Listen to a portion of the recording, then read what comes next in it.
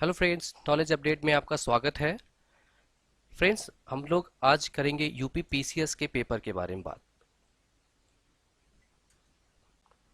तो UP PCS के लिए अब हमारे पास टाइम कम बचे हुए हैं। तो अगर हम क्या करें कि फ्रेंड, अगर जो टाइम हमारे पास बचे हैं इस टाइम में अगर हम पेपर सॉल्व करते जाते हैं और पेपर को अगर लगा लें तो जितने भी हमारे कॉन्सेप्ट है वो क्लियर होते जाएंगे। उसके अलावा जो प्रीवियस ईयर के पेपर आए हुए हैं वो हमारा प्रिपेयर हो जाएगा। इससे हमारे पास इंपॉर्टेंट क्वेश्चन का एक बंडल बन जाएगा। तो आज मैं क्या कर रहा हूँ, आपके सामने पीसीएस 2016 का पेपर ला रहा हूँ। इसको मैं क्या करूँगा, पार्ट वाइज आपको दूंगा। इसमें कम से कम एक पेपर जो होगा वो 3 पार्ट में होगा। तो आइए हम स्टार्ट करते हैं अपने फर्स्ट क्वेश्चन से। तो जो हमारा फर्स्ट क्वेश्चन है वो समान विज्ञान और प्रौद्योगिकी का है। पहले तो निम्नलिखित तापमापियों में से किसे पायरोमीटर कहा जाता है। तो यहाँ पे ऑप्शन ताप विद्युत तापमापी या विकिरण तापमापी, गैस तापमापी या यहाँ पे द्रव तापमापी। तो यहाँ पे जो हमारा ऑप्शन है उसमें बी आंसर सही है। तो बी आंसर जो हमारा है वो क्या है, यहाँ पे विकिरण तापमापी। ठीक है, फिर आते हैं हम लोग डायनो युक्ति। डायनोमो क्या है, या डायनमो एक युक्ति है जो परिवर्तित करती है किस एनर्जी को, रासायनिक ऊर्जा को विद्युत ऊर्जा में, या विद्युत ऊर्जा को यांत्रिक ऊर्जा में, यांत्रिक ऊर्जा को विद्युत ऊर्जा में, या विद्युत ऊर्जा को रासायनिक ऊर्जा में। तो यहाँ पे जो हम आंसर है वो यांत्रिक ऊर्जा को किस में चेंज करता है, विद्युत ऊर्जा में। ये गाड़ियों में, कारों में, इन सब में लगा होता है। फिर हम देखते हैं वायु की गति निम्नलिखित के द्वारा नापी जाती है। किसके द्वारा नापी जाती है, बैरोमीटर, एनोमीटर, हाइड्रोमीटर और विंड वेन। तो यहाँ पे जो ऑप्शन है हमारा, इसका जो आंसर है वो हमारा बी है, जुनोमोमीटर से। यहाँ पे जो बैरोमीटर है वायुदाब नापने काम आता है, हाइड्रोमीटर जो होता है वो घनत्व नापने काम आता है किसका, द्रव का, और विंड मैन है वो विंड की जो डायरेक्शन है वो नापने काम आता है। निम्नलिखित में से गैसों में से कौन सी एक ग्रीन हाउस गैस नहीं है। ग्रीन हाउस गैस में CO2, CH4, NO2, यहाँ पे O2 है। तो यहाँ पे फ्रेंड्स O2 जो होती है वो ग्रीन हाउस गैस नहीं होती, बाकी सब जितनी गैस है वो ग्रीन हाउस गैसेस है। दूसरा यहाँ पे हमारा अगला क्वेश्चन है सूची, मतलब सूची फर्स्ट में यहाँ पे दिया है, मतलब कि कौन कौन सी खेती करने के वो है तरीके, और किस किस खेती इसके अंतर्गत आती है वो यहाँ पे लिखा हुआ है। तो विटिकल्चर, वेजिकल्चर, पिसिकल्चर और अलेरिकल्चर ये हमारे पास है। और इधर ऑप्शन सब्जी खेती, सब्जी खेती, फिर मछली पालन, वृक्ष कृषि एंड अंगूर। तो यहाँ पे जो हमारे पास ऑप्शन है उसके हिसाब से तो यहाँ पे बी सही है।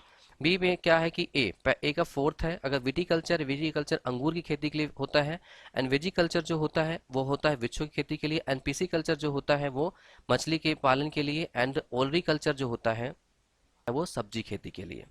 फिर अगला हम देखते हैं वायु शक्ति या विंड पावर में ऊर्जा का कौन सा रूप विद्युत ऊर्जा में परिवर्तित होता है। इसका तो सीधे सीधे आंसर जो आप अगर देखें तो इसमें गतिज ऊर्जा होती है।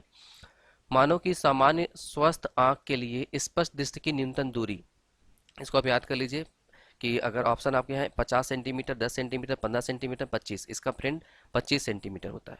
फिर आते हैं हम अगले क्वेश्चन की तरफ। अगले क्वेश्चन में हमारे पास न्यूक्लियर रिएक्टर में विमंदक और प्रशीतक दोनों की तरह कौन पदार्थ क्या होता है, प्रयुक्त होता है। तो यहाँ पे साधारण पानी बिल्कुल नहीं हो सकता, भारी पानी, द्रव अमोनिया और द्रव हाइड्रोजन। तो इसमें जो हमारा ऑप्शन है वो है यहाँ पे राइट बी, भारी पानी, जिसको हम लोग क्या कहते हैं, ड्यूट्रियम ऑक्साइड बोलते हैं। इसको हम रिप्रेजेंट करते हैं D2O से।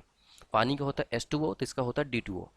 निम्नलिखित में से कौन सा वायु प्रदूषक ऑक्सीजन की अपेक्षा अधिक शीघ्रता से रक्त के हीमोग्लोबिन में घुल जाता है। इसमें है pan, carbon dioxide, carbon monoxide and ozone. तो हमारा राइट आंसर जो है वो है कार्बन मोनोऑक्साइड। कार्बन मोनोऑक्साइड हमारे शरीर में या हमारे ब्लड में बहुत तेजी से घुलता है, और ये क्या करता है कि हमारे अन्य पार्ट तक, मतलब शरीर के पार्ट में ऑक्सीजन नहीं जाने देता। इससे क्या होता है, मनुष्य की कभी कभी इसमें मौत हो सकती है।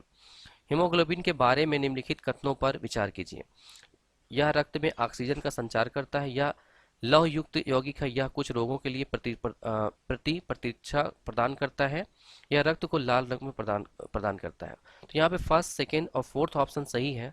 यहाँ पे थर्ड वाले में क्या है, जो हमारी श्वेत कणिकाएं होती हैं वो इसको क्या करती हैं, यहाँ प्रतिरक्षा काम करती हैं। तो इस हिसाब से हमारा जो ऑप्शन है डी है। तो यहाँ पे डी हमारा सही होगा। फिर अगला क्वेश्चन है बिग बैंग सिद्धांत।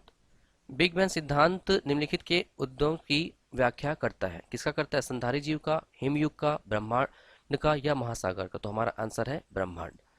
प्रकाश वोल्टेज सेल होते हैं। प्रकाश, अगर प्रकाश आपके इसमें दिया है तो इसका मतलब क्या, प्रकाश होना चाहिए, जो कि हमारा ऑप्शन है सौर cell, thermal cell, sulphur cell या मोलर सेल। तो यहाँ पे अगर हम प्रकाश की बात करें तो यहाँ सोलर सेल ही क्या होते हैं, प्रकाश वोल्टेज सेल होते हैं।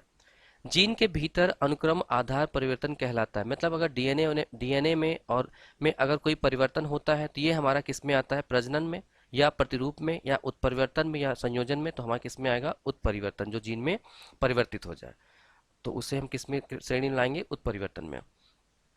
फिर हमारे पास है विटामिन ई का महत्वपूर्ण स्रोत निम्नलिखित में से कौन है। पहला ऑप्शन ताड़ का तेल, दूसरा ऑप्शन नारियल का तेल, तीसरा ऑप्शन गेहूं अंकुर का तेल, राई, सरसों का तेल। तो फ्रेंड याद रखिएगा कि जो भी अंकुरित बीज होते हैं उसमें ज्यादातर विटामिन ई के स्रोत अच्छे होते हैं, तो यहाँ पे गेहूं का अंकुर का तेल, उसको हम लेते हैं।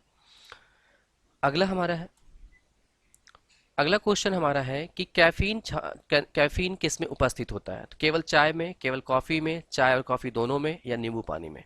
तो यहाँ पे चाय और कॉफी दोनों में होता है। फिर अगला क्वेश्चन है, आइंस्टीन को नोबेल पुरस्कार से सम्मानित किया गया क्यों। प्रकाश वैद्युत प्रभाव के लिए, विशिष्ट ऊष्माओं के सिद्धांत के लिए, या विशिष्ट सापेक्षता सिद्धांत के लिए, या बोस आइंस्टीन सांख्यिकी के लिए। तो हमारा जो ऑप्शन है ए वो है राइट आंसर। मलेरिया रोग की प्रभावी औषध कुनैन का निष्कर्षण किया जाता है सिनेमन की छाल से, सिनकोन की छाल से, तुलसी की पत्तियों से, या कथा वृक्ष की छाल से। तो ये हमारा जो राइट आंसर है वो है सिनकोना की छाल से। मस्तिष्क जिम्मेदार है सोचने के लिए, हृदय गति नियंत्रण के लिए, शरीर की संतुलन के लिए, या उपयुक्त तीनों के लिए। तो जो इसमें राइट आंसर है वो है डी।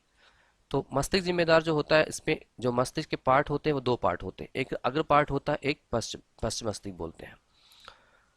जिस रूप में पौधे नाइट्रोजन प्राप्त करते हैं वह है बी, जिसे हम कहते हैं नाइट्रेट।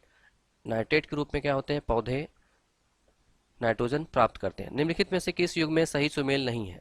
थायमीन, बेरीबेरी एंड स्कबेरी अम्ल, स्कर्वी, विटामिन ए वर्णहंता एंड विटामिन के रक्त जमना। तो यहाँ पे ऑप्शन सी है जो कि विटामिन ए होता है, ये हमारे रतौंधी के होता है, ना कि वर्णहंता के लिए। ल्यूकेमिया एक प्रकार का कैंसर है जिसमें असाधारण बढ़ोतरी होती है किसकी, अस्थि कोशिकाओं की संख्या में, प्लेटलेट्स की संख्या में, लाल रक्त कोशिकाओं की संख्या में, या श्वेत रक्त कणिकाओं की संख्या में।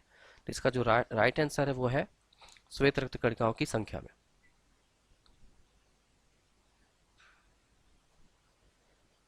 अगला क्वेश्चन है, जो मनुष्य यह नहीं समझ पाता कि कब उसे भोजन करना रोक देना चाहिए वह पीड़ित है। बुलिमिया से, मधुमेह से, एनोरेक्सियस नर्वोसा से, या अति अम्लता से। तो इसका जो राइट आंसर है वो है बुलिमिया से। जो यहाँ पे देख रहे हैं आप कि जो सी ऑप्शन है, इसका जो रोग होता है कि इसमें क्या होता है कि एक पतला दुबला इंसान होता है, जिसको पता नहीं रहता, वो इसी चिंतित रहता है कि उसका वेट बढ़ जाएगा, इसलिए वो खाने से परहेज करता है। फिर यहाँ पे अगला क्वेश्चन है, मानव रक्तदान के लिए कौन सार्वत्रिक दाता या यूनिवर्सल डोनर कहलाता है। तो इसमें ऑप्शन है बी प्लस ओ और ए बी समूह एंड ए प्लस समूह। तो ये हमारा है जो यूनिवर्सल डोनर की तरह होता है वो ओ है। फिर आते हैं अगले क्वेश्चन के, निम्नलिखित में से कौन सा जल को जीवाणु मुक्त करने के लिए हेतु प्रयुक्त होता है। Ozone, chlorine dioxide and chloramine and उपयुक्त सभी। तो यहाँ फ्रेंड ओजोन भी करता है, क्लोरीन भी करता है, क्लोरीन भी करता है। तो हमारे जो आंसर है वो क्या होंगे, तीनों होंगे। निम्नलिखित में से किसका उपयोग रक्त कैंसर के उपचार में किया जाता है। तो पहला ऑप्शन है आयोडीन 131, सोडियम 24, फास्फोरस 32, कोबाल्ट 60। तो इसका राइट आंसर है वो क्या है, फास्फोरस 32, रक्त कैंसर को बीमारी को दूर करने के लिए। बाकी आयोडीन 131 का प्रयोग हम थायराइड कैंसर के लिए करते हैं, सोडियम 24 का उपयोग हम रक्त परिसंचरण के लिए करते हैं, उपचार में करते हैं, एंड कोबाल्ट 60 का हम प्रयोग ट्यूमर कैंसर के उपचार के लिए करते हैं। तो अगला क्वेश्चन है हमारा, भारतीय पशु चिकित्सा विज्ञान अनुसंधान संस्था कहाँ अवस्थित है।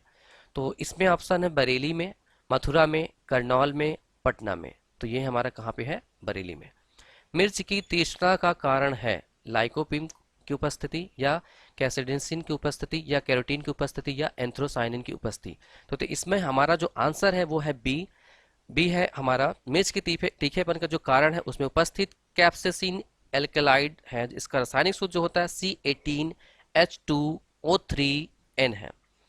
बाकी जो अदर ऑप्शन दिए, लाइकोपिन की उपस्थिति के कारण टमाटर का रंग जो होता है लाल होता है। इसी प्रकार कैरोटीन और एंथ्रोसाइनिन गाजर के पीलेपन और लाल रंग के लिए जिम्मेदार होते हैं। ऑप्शन है इसमें बी। फिर अगला देखते हैं, निम्नलिखित भोज्य पदार्थ में से किसमें सभी अनिवार्य अमीनो अम्ल उपस्थित हैं। चावल है, अंडा है, दूध है, सोयाबीन है। तो फ्रेंड इस क्वेश्चन थोड़ा सा कंट्राडिक्टरी रहा है कि यहाँ पे जो ऑप्शन बी है और ऑप्शन सी है वो दोनों क्या है, राइट है। फिर अगले क्वेश्चन पे आते हैं, एथेनॉल। एथेनॉल के व्यावसायिक उत्पादन में कौन सा खमीर में प्रयोग में लाया जाता है? तो यहाँ पे कैंडिडा एल्केन्स है, एनएस साइक्रोमाइसिन सेरेविस है, एंड कैंडिडा सुल्फी है, लाइकोस्पीडियम फाइजिडिया है। तो जो हमारा ऑप्शन है वो है b, b is right answer. Biogas संयंत्र से निष्कासित निम्नलिखित में से कौन सी गैस ईंधन के रूप में प्रयोग में आती है? तो यहाँ ब्यूटेन, प्रोपेन, मेथेन, एथेन। तो ये जो हमारा आंसर वो है सी। मेथेन को ही हम क्या कहते हैं, मार्स गैस कहते हैं, जो कि कीचड़ से बुलबुलों के रूप में निकलती रहती है। कभी कभी कोयले के खानों में क्या होता है, आग लग जाती है, वहां भी मीथेन गैस के रिसाव से ही होता है। अगले हम आते हैं उस पे, भारतीय राष्ट्रीय आंदोलन पे। भारतीय राष्ट्रीय आंदोलन में फ्रेंड्स इसके बीच में इतिहास क्वेश्चन आने थे, बट क्या है कि मैं उसे कट करके आपको अगले उसमें दूंगा।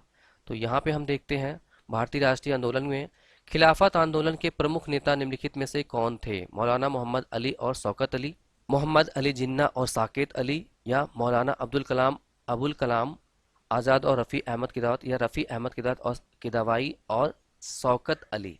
तो इसका जो ऑप्शन है ए, मौलाना मोहम्मद अली और शौकत अली थे। देवबंद आंदोलन यूपी संयुक्त प्रांत में किस वर्ष में आरंभ हुआ था?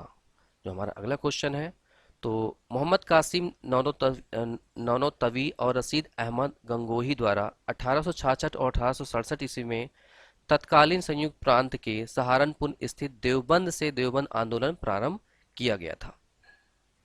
तो जो इसका राइट आंसर है 1866, डी ऑप्शन। फिर मोतीलाल नेहरू और सी आर दास द्वारा 1923 ईस्वी में गठित पार्टी का नाम क्या था? Independent party, Ghadar party, Swaraj party, Indian National party. ये क्या था? स्वराज पार्टी। लॉर्ड डलहौजी के विलय नीति का प्रथम शिकार निम्नलिखित में से कौन हुआ था? झांसी, सतारा, करौली, संबलपुर। तो इसके मैं डिटेल से आपको बताता हूँ। लॉर्ड डलहौजी ने अपने व्यक्तिगत सिद्धांत जो था हड़प नीति के तहत सर्वप्रथम 1848 में सतारा का अंग्रेजी राज में विलय किया था।